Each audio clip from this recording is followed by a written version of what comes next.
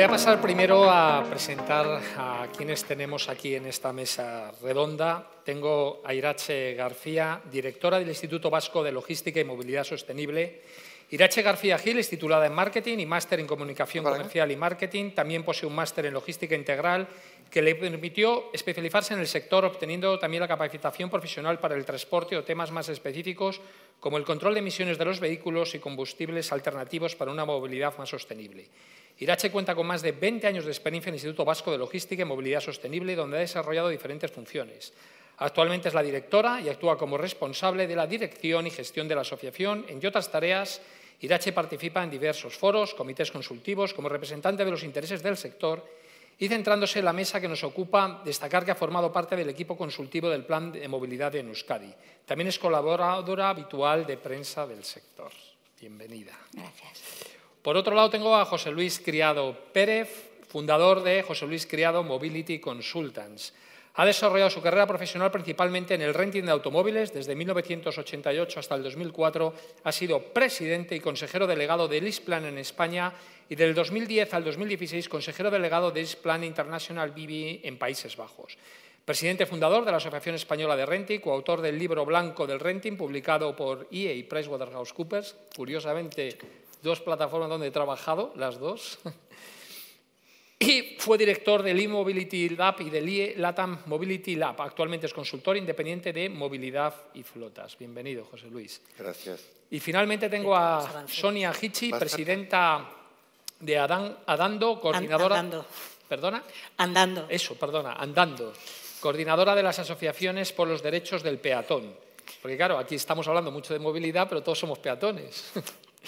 Es licenciada en Informática por la Universidad Politécnica de Valencia. Tras más de 10 años en el sector de las telecomunicaciones, especializado en tecnología educativa y actualmente trabaja en la administración de un colegio británico en Palma. Desde 2017 se ha ido formando e impregnando de conocimientos en materia de movilidad sostenible y modelo de ciudad a través del curso online como el reto de las ciudades del siglo XXI de la Universidad de Burgos. Portavoz de Vianats Mallorca y presidente de Andando desde 2019. Andando es la coordinadora de entidades de España y Portugal en defensa de los derechos de las personas que caminan. Y Vianants Mallorca es la asociación mallorquina que trabaja por la aplicación de la Carta de los Derechos del Peatón en Baleares. Pregunta. Vamos a empezar con el entorno de qué vamos a hablar. En la página del Ministerio de Transporte y Movilidad Sostenible se habla con bastante presencia de la nueva Ley de Movilidad Sostenible. Ellos mismos tratan de dar respuestas a las preguntas que hoy también haremos en nuestra mesa. La primera es, ¿por qué y por qué ahora? En diciembre del 2022 el Gobierno aprobó un texto definitivo y lo envió a Cortes para tramitación parlamentaria. Elecciones de por medio, paralización y vuelta a empezar. El texto es remitido de nuevo en febrero de este mismo año y se inicia tramitación por vía de urgencia. El objetivo es que la ley esté aprobado antes de que finalice el 2024. La pregunta es ¿por qué esta ley y por qué ahora? ¿Es recomendable, necesaria, imprescindible, prescindible? ¿Va a estar aprobada por Navidad? ¿Cumple con lo que pide Europa? ¿Quién quiere empezar? Señoras. Bueno, yo puedo opinar un poco. Por un lado tenemos los ODS, los objetivos de la Agenda 2030 y todo lo que Europa nos está pidiendo con el Pacto Verde Europeo. Y por otro lado también tenemos un pico de consumo de combustibles fósiles, una crisis climática que tenemos que afrontar, que sabemos que desde los años 70 ya se había empezado a explicar que esto pasaría y ahora está pasando, ¿no? Nuestra tecnología y todo nuestro desarrollo se ha nutrido de la naturaleza y estamos llegando a un punto en que la naturaleza está sufriendo. Tenemos un planeta que nos ha dejado vivir durante un montón de años y una de las cosas que tenemos que hacer ahora es empezar a cuidar este planeta para que podamos vivir nosotros, no porque nos gusten los pajaritos, sino porque necesitamos vivir con salud y cuando queremos ganar tiempo y optimizar y hacer las cosas muy rápido, pues sobre todo lo que tenemos que hacer es cuidarnos para que podamos vivir muchos años, ¿no? Y cuidarnos entre todos y pensar en el colectivo. ¿Qué otras cosas tenemos? Pues tenemos también leyes. Para mí, esta necesidad viene no solamente de Europa, sino también de un deber moral y legal. Y me explicaré. El deber legal es porque tenemos leyes a nivel internacional, a nivel europeo y a nivel nacional que nos están un poco dando el mensaje de que esto se tiene que hacer. La Convención de los Derechos de la Infancia, por ejemplo, que habla de la necesidad de que los niños puedan disfrutar del espacio público y el interés general, que significa que tiene un derecho superior, hace que nosotros tengamos que pensar en este colectivo que lo tenemos olvidado, completamente olvidado. Segundo, la Carta Europea de los Derechos del Peatón, que firmamos hace un montón de años, ya en los 80, y que habla de que el espacio público es para todos los colectivos, todas las personas, todos los usos y todos los perfiles de usuarios. A día de hoy creo que sabemos que mucha gente no puede disfrutar de moverse libremente por el espacio porque tienes cada vez más exigencias y más obstáculos. Y por último, ya le doy la palabra, tenemos la Constitución que nos reconoce el derecho a la salud, la igualdad de oportunidades y la accesibilidad universal. Y entonces ya hay leyes que nos respaldan por todo esto. Pues me encanta, Sonia, que hayas empezado por ese tema, porque además, evidentemente, la electrificación es una forma de ahorro de dinero, el coste total de movimiento es mucho menor, pero me acaba de empezar que has empezado por el tema del cambio climático por ahí, porque además yo cuando veo lo de ahora los combustibles ecológicos, yo siempre le digo, muy fácil, pues te encierras ahora dentro de un garaje con ese nuevo combustible ecológico, a ver si eres capaz de respirar el ambiente, que evidentemente te morirías. Con lo cual, ahí sigue habiendo mucha polémica, hay muchos intereses, pero lo más importante siguen sin tenerlo en cuenta. Yo, después de esta introducción como más holística, ¿no? Llevándolo un poco más a nuestro sector, decir que el gran hito, ¿no? Para lo que es la redacción de esta ley y la publicación fue el Pacto Verde, ¿no? En el 2019, que ahí ya se empezaba a establecer que tenía que darse y que crease una serie de normativas y directrices que nos acompañaran, digamos, o guiaran un poco a la sociedad y a las empresas en general hacia dónde teníamos que ir y cómo tenemos que trabajar para lograr esa descarbonización del sector y esa manera de crear una movilidad más sostenible. Sí, para empezar. No, llevas razón, porque además eso cuesta dinero y tienen que hacer ayudas, porque evidentemente hoy en día todavía, sobre todo en camiones pesados y tal, es más costoso un camión, no en coches, pero sí es verdad el movilidad, con lo cual tiene que haber ayudas y los gobiernos tienen ahí que invertir. Luego hablamos un poco, ¿no? de cómo se diseminan esas ayudas con respecto a lo que se destina a la movilidad de personas o de pasajeros y a la movilidad de mercancías y lo que suponemos. De todas maneras, las leyes se crean como unas herramientas muy amplias que luego hay que dotarlas de los planes, que es donde realmente hay que trabajar y aportar para que nuestro sector sea más reconocido. Perdón, me estoy refiriendo a las mercancías, ¿vale? Que nosotros también colaboramos en el movimiento de personas, pero sí que es cierto que en este tipo de foros suelo desarrollarme más con mercancías, así que si hay algún operador de transporte público de personas que me perdone. José Bueno, Luis, pues ¿qué nos dice? poco que agregar, quizás siendo un poquito más cínico. ¿El por qué? Bueno, porque las leyes internacionales nos obligan a hacerlo. ¿Y por qué ahora? Porque yo creo que como sociedad somos bastante perezosos en reaccionar a las cosas y necesitamos la ley de alguna manera para que guíe, cree la situación, cree el entorno, que cree la obligación. Es decir, la ley, al final de cuentas, entre otras cosas, crea un entorno para que empresas privadas hagan las inversiones para adaptarse a ese entorno, que si no existiera la ley, posiblemente, no digo que no se hicieran, pero se harían más lentos. Y lo mismo desde el punto de vista de las personas, es decir, quiero pecar de cínico, pero para hacerlo un poco más divertido, somos mucho más bla bla que de hacer. Es decir, hablamos mucho y hacemos bastante menos. Entonces yo creo que una ley, en la medida que esté bien hecha, y no estoy poniendo en cuestión este proyecto de ley, yo creo que todo el espíritu de la ley está muy bien. Después un jurista te podrá discutir el punto A o el punto B, pero tiene varios aspectos que son, yo creo que francamente buenos, desde luego, no solo para el impacto industrial de que las empresas se adapten, para que el propio Estado se adapte, porque la verdad que muchas veces el Estado, cuando digo el Estado, todos los estamentos del Estado son un poco de vergüenza ajena, en el sentido de que qué poco o no todos van a la par de lo que se supone que deben hacer todos los estamentos. Y después hay una parte que yo creo que es muy importante, que es la parte de educación, que siempre la tomo con hilo o con papel de fumar, digamos, porque se usa bien, se usa mal, pero el hecho es concienciarnos y educarnos de que tenemos que hacerlo. Yo creo que per se es bueno, Después podremos criticar el cómo. Estoy totalmente de acuerdo contigo. La ley va a obligar, pero también China va a ser el que definitivamente yo creo que va a mover Europa, porque no les va a quedar otro remedio, aunque ahora, bueno, les estamos poniendo aranceles para que no traigan cosas, pero bueno. Vamos con la siguiente pregunta. Analizando todo esto, en esta ley que se llama de movilidad sostenible, ¿qué creéis que tiene más peso? ¿La movilidad o la sostenibilidad? ¿Ha sido pensada para mejorar la movilidad, la sostenibilidad o ambas? Yo creo que la movilidad sostenible. Movilidad ya teníamos, entonces de lo que se trata es que consigamos que esa movilidad se haga de la manera más sostenible posible, dentro de los 3 patas de lo que es la sostenibilidad. Yo creo, además, igual como más empresa, a ti te toca otra parte, ¿no? Defender igual uno de esos nichos, pero nosotros sí que entendemos que tiene que ser movilidad sostenible, con lo que es el término global de la palabra.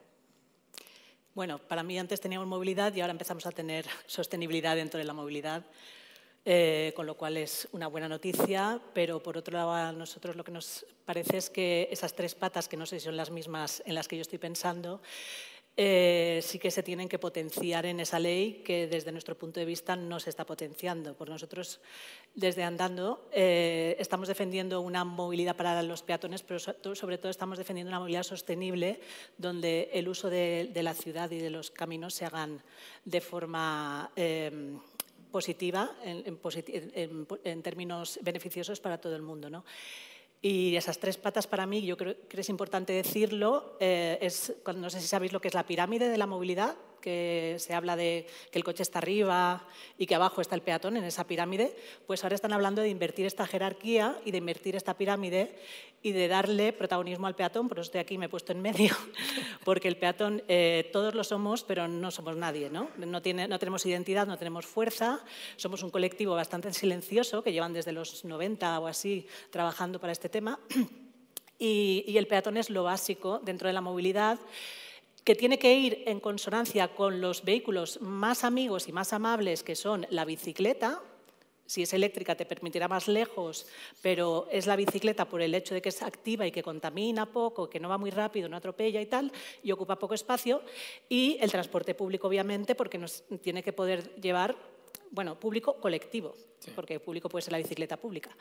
El transporte colectivo que nos puede poder llevar a sitios de la mejor manera posible, si es eléctrico mejor, pero no hay que olvidar que lo eléctrico contamina. Esto ya lo dejo para el próximo. Mis 3 serán social, económico y medioambiental, ¿eh? Ah, vale, perfecto. Era otra pata, otras 3 patas. Bueno, pues poco que agregar también. Esto de ser el último siempre es divertido. Lo tengo fácil. Ha querido. Yo creo que la ley trata de balancear y de crear ese equilibrio. Y lo pondría quizás, por lo menos en mi manera de pensar, la movilidad yo creo que se ha reconocido como un derecho. Es uno de los derechos básicos del ser humano.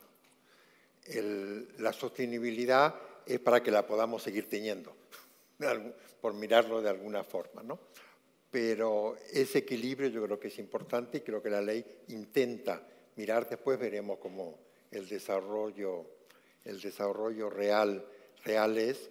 Lo que a mí siempre me preocupa un poco, y insisto, por entrar un poco de mismo, no quisiera que se demonice el coche. Es decir, el coche lamentablemente parecería que es el enemigo público número 1. Por ejemplo, las ciudades de hoy no existirían en la forma que tienen si no se hubiera inventado el coche a principios del siglo XX. Es decir, el concepto del suburbio. Después se mejoró un poco el transporte público y el transporte colectivo, perdón, y empezó a suplantar eso, pero la conformación urbana, desde luego en zonas superpobladas como Europa, es absolutamente definida por el coche. Entonces, ahora el coche tiene que descarbonizarse, es decir, no estoy buscando la contradicción en ese tema, pero bueno, por no enrollarme, decir, creo que la ley busca el equilibrio, veremos si lo conseguimos o no. Pues la siguiente pregunta va de tecnología. ¿Qué papel va a tener la tecnología en la aplicación de esta nueva ley? Si quieres... Pues yo te diría que es el flujo sanguíneo.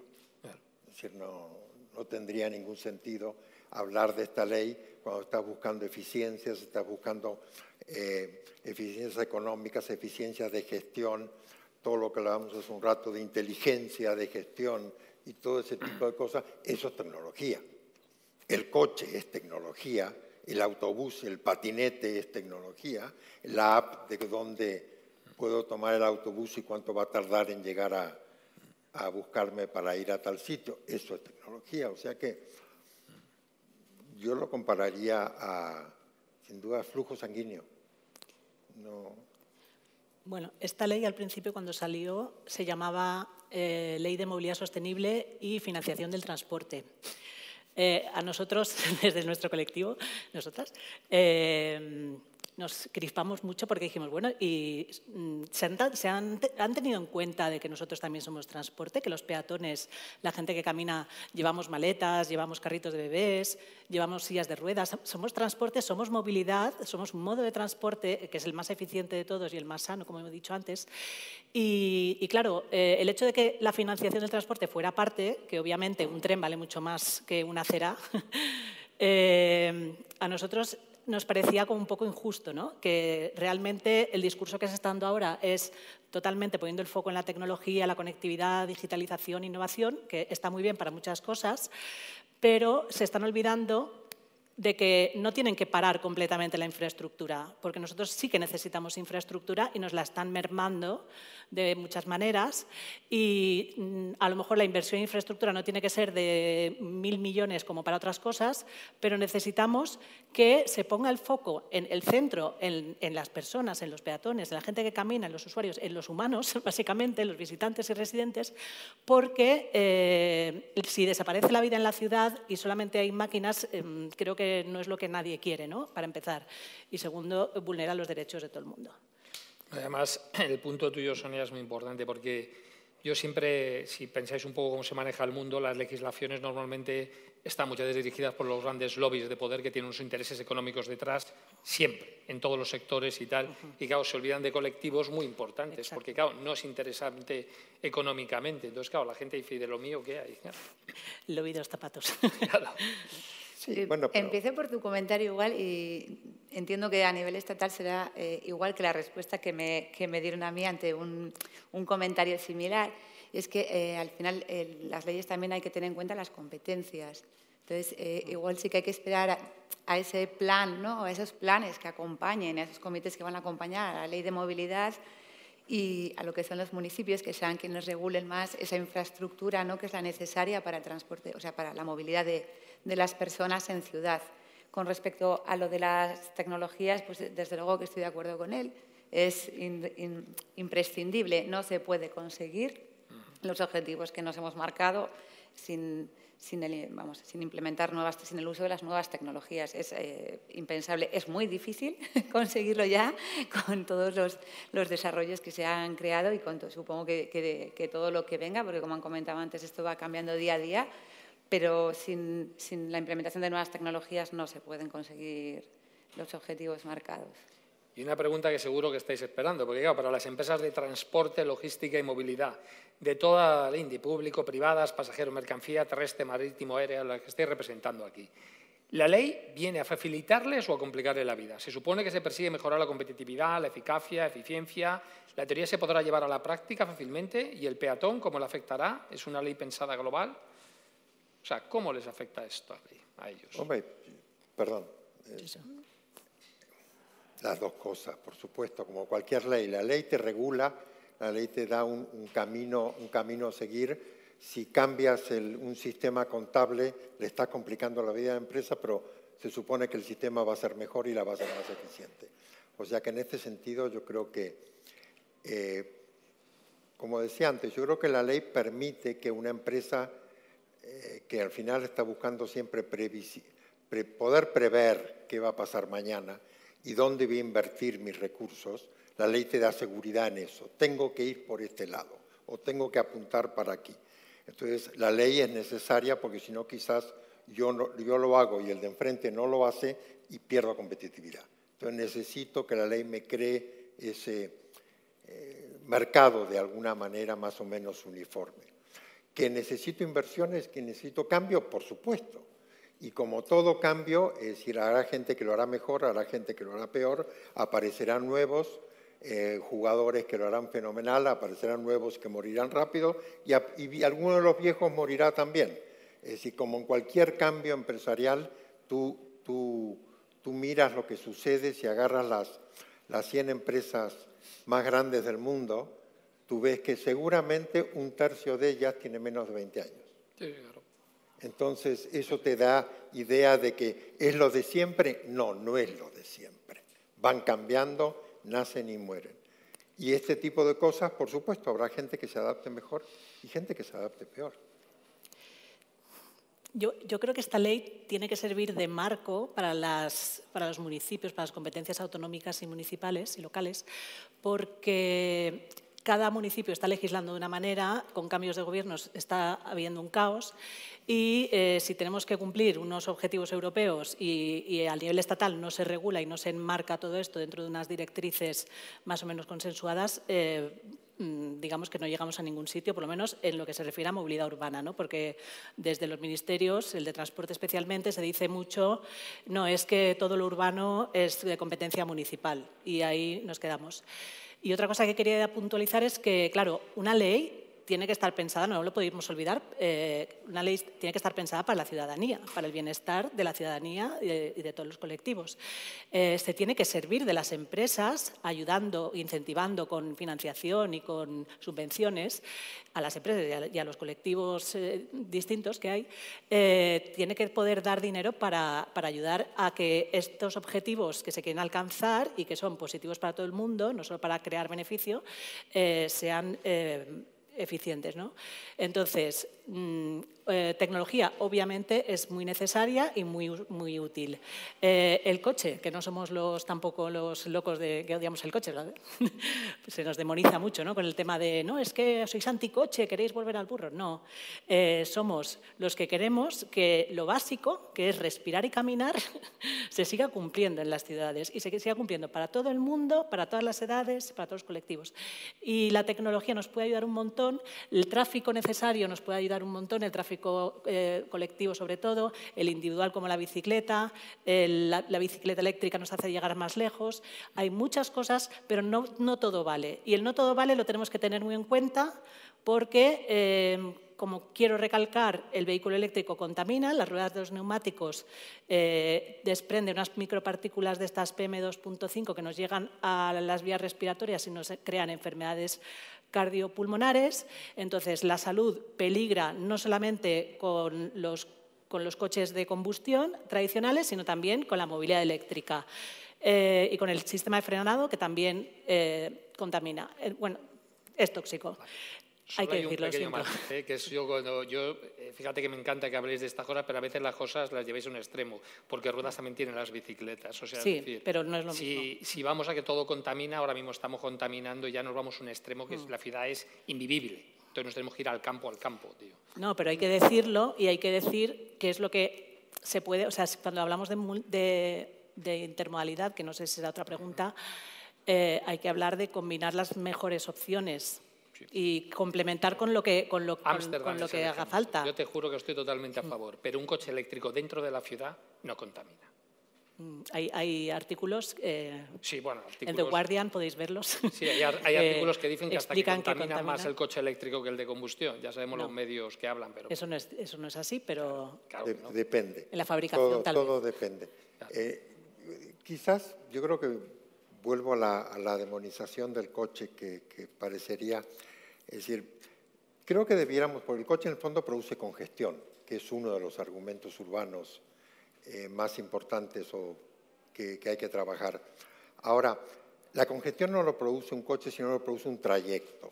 Que un coche haga 10 veces el ida y vuelta o 10 coches lo hagan una, desde el punto de vista de congestión, es lo mismo. Sí. Entonces, no hay que confundirse a veces con ese tipo de cosas. Es decir, y el aspecto, digamos, de calidad humana o calidad en una ciudad, creo que tiene unas características específicas que tenemos que buscar y hay que tratar ellas. Y hablar de la movilidad a nivel país a continental es más amplio que eso. Es decir, yo quiero comer el tomate de Murcia y quiero que me lo traigan. ¿Qué le vas a hacer? Yo no lo voy a ir a buscar. Pues con respecto a eso, comentar únicamente, ¿no?, que cuando hablabas de que supone una, ¿no?, si son oportunidades, o sea, si es amenazas, si son oportunidades, evidentemente es una oportunidad, ¿no?, para todas aquellas empresas que se desarrollan, o sea, que se dedican al tema de desarrollos tecnológicos y a colaborar en este proceso. Si pensamos en una empresa de transporte, que no hablo de cargadores, ha ido Nuria, ¿no? Pero en el propietario de una flota de transportes o de una empresa de transportes, un sector superatomizado, 3 camiones, un camión, pues para ellos, desde luego, que lo tienen complicado. Lo tienen muy complicado porque ya no es solamente afrontar el reto de decirte tienes que pagar 450.000 euros de vehículo en un escenario, en una situación en la que estamos, que los últimos datos que se han publicado del último trimestre de 2023 es que ha bajado en un 14,8% el precio del transporte. Hacía muchos años que no bajaba. Entonces, bueno, es un escenario tremendamente complicado en el que no se está hablando de líneas de subvención. Se hace alguna y resulta que luego quedan libres, ¿no? Jolín, ¿por qué ha quedado libre esta línea de subvención, ¿no? Entonces, a nosotros, por ejemplo, nos han llamado para detectar por qué nadie lo ha solicitado. Jolín, porque una flota de menos de 10 camiones no tiene un pulmón económico como para comprar un vehículo eléctrico. Tienen que ser grandes flotistas. Es decir, vamos a dirigir un poco las acciones, ¿no?, a quien puede permitirse el crear ese, o sea, el realizar ese tipo de apuestas. ¿El transporte quiere ser sostenible? Claro que lo quiere ser. ¿Quién no quiere tener su empresa? ¿No? Para mí has dado justo en el punto. Yo no es que sea un defensor, soy usuario de coche eléctrico, entre otras cosas porque es muchísimo más barato moverse. Pero en el caso de los camiones y las furgonetas, a día de hoy no. Y claro, vosotros tenéis transporte. Y claro, es una pregunta que me hace José Luis. ¿Me compro una furgoneta eléctrica? Hoy por hoy, por desgracia, no están en precios que tiene, y mucho menos un camión. Por tanto, hace falta esas ayudas y esas inversiones que sí las han hecho para el coche eléctrico porque interesaba, pero claro, esta gente necesita para que sea sostenible y no contaminen. Y ahí tienen que invertir. ¿Qué ha pasado? Lo de siempre, los lobbies siempre de poder, en función del tema, todavía no está en interés, porque es un tema de interés. Igual que hay AVE y tenemos AVE de alta velocidad por toda España y es eléctrico 100%, y ahí se ha metido, sí, menos ahí en Bilbao, también en Galicia no ha llegado mucho, que yo soy de allí. Bueno, pero que es un lobby, pero estoy totalmente de acuerdo. Esto es un tema de dinero y se puede hacer sostenible, pero con dinero. Pero que el dinero mueve. Y después el votante también es dinero. Eso está claro. Pero estamos en una revolución industrial de alguna manera, ¿no? Sí, que todo esto, absolutamente. Pero y también hay aspectos que, medio en broma, y vuelvo al cinismo, es decir, si tú quieres poner tu granito de arena, por ejemplo, tener un coche eléctrico está muy bien, pero tenlo pequeño. Es decir, un coche, como sabes, un coche tamaño Megane son más o menos 6 toneladas de CO2 para fabricarlo antes de moverlo, y uno eléctrico pueden ser 12. Ahora, si te compras el Cayenne eléctrico, estás en 20. Entonces, ese punto es decir, si quieres ponerte una granito de arena, coche pequeño, ideal eléctrico, pero cuanto más pequeño, mejor. Y si además una tarde te vas al cine en autobús en vez de moverte en tu coche, mejor todavía. Sí. Pero esas cosas venden poco. Sí, pero solo un detalle. Y perdona en ese momento que haga este comentario, cuando hablan del coste de dióxido de carbono de producir un coche eléctrico versus un combustión, se olvidan del coste de toda la industria petrolera. Y 11.000 buques, 1,5 millones de pozos petrolíferos en el mundo, que es el mayor contaminante del mundo. Y eso no lo tienen en cuenta porque se necesita. Pero eso se usa para fabricar electricidad también, ¿eh? Este año sí, pero cada vez va menos. Cada vez va menos, pero España está bastante bien ahí, pero el resto del mundo no está bastante bien. Sí, pero cada vez va menos. Hay Electricity Maps, te da toda la comparativa por mundo, lo podéis, yo siempre os lo doy esa aplicación, te pinchas en España, en el último año el 56% ha sido libre, que esa es otra, que a día del siglo XXI, con la tecnología que hay, que se queme gas para producir electricidad, esto es para pegarse un tiro, bueno, no es para pegarse un tiro, es por el tema de los lobbies de poder, pero bueno, pero vamos a ver, verdad que hay una tendencia que cada vez la electricidad se producirá más libre y los coches serán hoy. Bueno, pero por eso se empieza a medir el famoso, por no usar el anglicanismo, desde el pozo hasta... Sí, claro. Hasta arriba, porque tiene que tomar en cuenta el transporte, el refino, todo ese tipo de cosas. Y en ese sentido es lo que te digo, en la media europea, más o menos el coche eléctrico empieza a ser a generar menos carbono, digamos, con 60, 70.000 kilómetros, antes que se iguale por el hecho de que la batería es guarra. Y además la compramos china, con lo cual es más guarra. Si compramos batería sueca, que pasa que producen 4. Es una batería mucho más limpia, ¿no? Pero bueno, son otras discusiones. Sí, eso también. No... Y bueno, por último, ¿qué supondrá para las empresas la entrada en vigor de la nueva ley? ¿Supondría inversiones? ¿Se plantea financiación pública? ¿Qué opináis de esto? Otra vez. A ver, ¿qué supondrá para las empresas la entrada en vigor de esta nueva ley? ¿Supondrá inversiones? ¿Se plantea financiación pública para ello? ¿Qué pensáis que van...? Yo diría todo eso. Sí, yo creo igual un poco yo creo que contestaba antes un poco a eso. En mi opinión, ella también ha dicho, ¿no?, una parte, al final es una herramienta también para dotar, ¿no?, de cómo se van a destinar esas líneas de subvenciones, ¿no?, y esas partidas, pues hacia dónde se van a dirigir, que son infraestructuras, el tren, otro de los grandes objetivos de la ley, que yo creo que hay que decirlo, ¿no?, porque posiblemente sea uno de los más ambiciosos, igual hasta más que electrificar gran parte de la flota, es conseguir que España pase el 10% de las mercancías al tren. O sea, ¿no?, que igual es un dato que para quien no trabaje o no comercialice con transporte le pueda parecer que no es tan grande. Bueno, pues el reto es tremendo. Estamos en 2 o en 4, dependiendo de las comunidades. Es un reto importantísimo y que se supone que deberíamos de cumplir y no se hace. Entonces, ¿hacia dónde van a ir seguramente esas líneas de financiación? Pues hacia esa multimodalidad o, ¿no?, transporte combinado de la carretera al tren. Vale. Y yo os pediría que... Bueno, perdona. Bueno, es que yo quería hablar de una cosa que a lo mejor os interesa más, del tema de la congestión. Sí. Hay un estudio del IDAE, del Instituto de Diversificación y Ahorro Energético del Ministerio de Transición Ecológica, que dice que el 10% de los trayectos que se hacen dentro de la ciudad son para recorrer menos de 500 metros. ¿Qué significa? Que hay una cantidad importante de desplazamientos en vehículo, da igual que sea eléctrico o de combustión, que se podrían evitar simplemente andando. El 50% de estos desplazamientos dentro de una zona urbana hacen menos de 3 kilómetros, ¿vale? O sea, te puedes quitar un montón de tráfico para que el transporte y el tráfico necesario, que es lo que nosotros defendemos cuando hablamos de una movilidad sostenible, donde hay ciertos desplazamientos que sí o sí se tienen que hacer, la ambulancia, la policía, las cargas y descargas, hay unos desplazamientos muy necesarios, eso necesita una fluidez y un ritmo de vida que sea compatible con las personas y con los modos más sostenibles, pero que de forma que se elimine al máximo el transporte no necesario, ¿no? El coche privado, la moto privada, y para eso pues hay que hacer políticas diferentes y embarcarlas con un plan peatón, que es lo que queremos nosotros, que nos inviertan. ¿Qué consejo, takeaway, ya para finalizar, le daréis a toda la gente que nos está escuchando? Al final son transportistas, gente que tiene empresas. ¿Qué consejos le daríais con todo esto de la movilidad, los cambios? Vuestro último takeaway o último... Yo siempre abogo por la colaboración y empatía. Sí, total. Al final, para acometer cualquier cambio.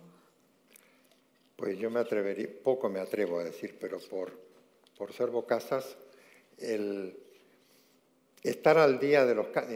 Estamos hablando del impacto de esta ley, ¿no? Estar al día de cómo va la evolución y tratar de estar un paso adelante y no un paso atrás.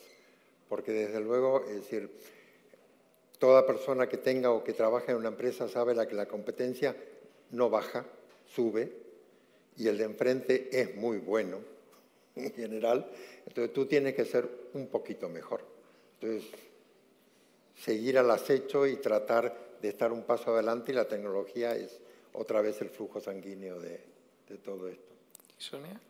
Yo les diría que cambien su coche por una bici y que vayan al trabajo en bicicleta o caminando, si puede ser, mejor caminando obviamente, y que no se olviden que yo ahora si hago una pregunta de cómo habéis llegado hasta aquí, a lo mejor hay gente que dice en coche, gente que dice en metro, pero lo que a lo mejor os hace cambiar un poco el chip es que yo me puedo permitir el lujo de afirmar que todos, si no veo silla de ruedas, que aún así son peatones, todos hemos venido andando hasta aquí, todos hemos llegado hasta aquí andando, porque es lo que hacemos a diario y lo que menos valoramos. Entonces, la reflexión que yo os invito a hacer es cómo estamos despreciando y y precarizando nuestro entorno y lo importante que es mantenerlo y luchar porque tengamos ciudades amables y sostenibles. ¿Puedo hacer un punto? Sí, hombre, claro. Por meterme, porque me encanta. Claro que sí. Es decir, yo creo que nunca la ciudad fue tan sostenible como ahora y nunca fue tan amable. Yo quizás por ser más viejo, es decir, cuando yo era pequeño, cruzar la calle era un tema interesante y no había espacios peatonales, no había educación vial, no había facilidades. Es decir, que no quita que queda muchísimo por hacer. O sea que no estoy minusvalorando, pero nunca ha sido tan bueno como ahora. Ay, déjame contestar. Sí, ya para acabar. Bueno, yo que he cumplido los 50 ya, cuando era pequeña, he tenido la suerte de estar en un pueblo un par de veranos y poder jugar en la calle. Nuestros hijos, creo que la mayoría no tienen ese recuerdo ni lo van a tener, porque a día de hoy el espacio ya no está hecho para ellos. Una silla de ruedas no lo tiene fácil para girar, no solamente porque hay mucho tráfico, porque hay una descompensación de reparto del espacio, hay entre un 60 y un 80, donde se dedica al tráfico motorizado y el resto para nosotros, pero es que ahora lo que se le daba al peatón, donde antes se vivía para mí un poco mejor, pero que no es cuestión tampoco de volver al burro, como he dicho, el peatón se está viendo enfrentado al carril bici, patinete, terrazas, obstáculos varios, y necesitamos usar el Google Maps para que nos diga cuál es el mejor trayecto, que muchas veces es hacer unas vueltas absurdas. Los peatones tenemos prisa, las mujeres necesitamos hacer muchos recados cuando salimos a la calle, no vamos del punto A al punto B ni somos súper eficientes. Hacemos cosas de pararnos a comprar el pan, hablar con un vecino, recoger al niño en la guardería, recaditos para ver a nuestra madre, nuestro padre, y necesitamos que la vida sea para vivir. Entonces, yo creo que vosotros también, no hablo de las mujeres porque somos más las que estamos estadísticamente usando la calle, pero esa es una prioridad que, bueno, a nivel de administraciones no se tienen que olvidar y a nivel de empresas agradecería mucho que se tuviera en cuenta y que no os olvidarais de que esto es imprescindible para todos. Yo no soy un colectivo minoritario en extinción, bueno, en extinción igual sí, somos todos los que estamos aquí y espero que eso por lo menos os haya quedado. Gracias. Pues yo, por el último consejo que le doy, os voy a dar el que le doy a todos los empresarios que asesoro, a todos los alumnos que pasan por mi escuela de negocios o incluso a mi hija si me dijeran que me quedan 5 minutos de vida. Mirad, el mundo está cambiando, lo que hablas, pero a una velocidad que no podéis ni cambiar, que por cierto, esto no es algo novedoso, hay más cambios en el siglo XX que en el siglo XXI. Pero sí está cambiando muy rápido. Y no te vas a enterar, eso es seguro al 100%, por los medios de comunicación. O sea, yo algo que tengo prohibido, o sea, yo leo la prensa solo para saber lo que todo el mundo cree que sabe, pero jamás me informo por ningún medio de comunicación, que todos están controlados por los grandes lobbies de poder. Y si no, os invito mañana a las 9:30 que escuchéis mi conferencia que hablo de esto, que además sé mucho porque he vivido en ese medio. Mi madre era la jefa de los servicios informativos de Radio Televisión Española. Sé perfectamente cómo se controlan los medios, sé perfectamente cómo se hace y no te va a venir esa información jamás, jamás. Y la mejor prueba, y yo no invertí en Bitcoin, no sé si vosotros, somos pobres porque los que se enteraron no lo contaban. Entonces, los grandes lobbies no te van a contar la realidad. Hacia el mundo al que vamos no se parece nada del mundo en el que estamos, pero en nada. Lo de la inteligencia artificial ha sido una prueba, me ha dejado, de verdad, loco. De verdad, que solo 4 personas de aquí utilicen ChatGPT 4 a diario. O sea, es de estas reflexiones que me vuelvo a llevar diciendo, ostras, vivo en un mundo que solo unos pocos se enteran de verdad de esos cambios porque tienen miedo. A nivel energético el cambio va a ser terrible, terrible. Es un cambio geopolítico, os recuerdo que hay guerras, mañana os enseñaré un mapa de lo que es el mundo del petróleo, el mundo de la energía, solo de tal, y luego temas datos, y evidentemente vamos a ir a una movilidad eléctrica, seguro que os llegará, no sé cuándo, pero os llegará, no me cabe la menor duda. Y aquí la clave es estarte enterado antes que los demás para poder hacer tus cambios en las empresas, pero te repito, no te vas a enterar por la prensa, y mucho menos por los lobbies de poder que no te van a contar todas estas cosas porque hay un interés económico muy importante que no les interesa y a veces un interés político, como es evidente, como cualquier organización política, todos tienen un interés de votos y un interés de contar lo que les interesa, no realmente lo que nos interesa a todos. Así que nada, un placer teneros aquí y os espero mañana donde vamos a seguir aprendiendo y colaborando con todos. Gracias.